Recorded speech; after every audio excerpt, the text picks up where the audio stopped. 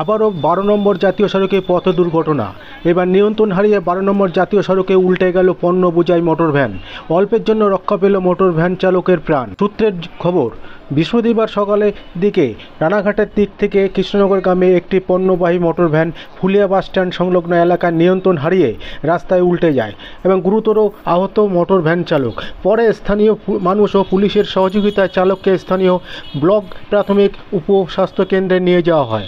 যদিও এই ঘটনায় সাময়িকভাবে জাতীয় সড়ক যান চলাচল স্বাভাবিক হয়ে যায় পুলিশ ও স্থানীয়দের তৎপরতায়, তবে স্থানীয়দের প্রাথমিক অনুমান ফুলিয়া জাতীয় সড়কে ফ্লাইওভারের থেকে নামার সময় মোটর ভ্যানের ব্রেক লক হয়ে যাওয়ার কারণে এই দুর্ঘটনা।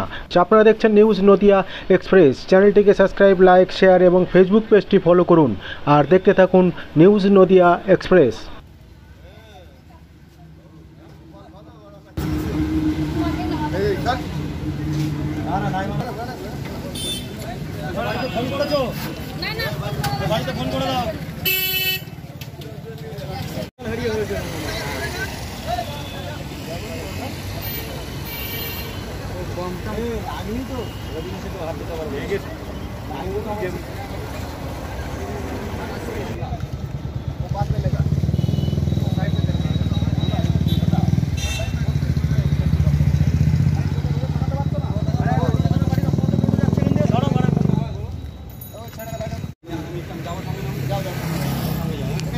আমাকে देखाओ हमारे पास बहुत सारे कोई ए भैया तुम इधर रहो तो माल अभी कुछ नहीं करेगा हॉस्पिटल लेके आते हैं।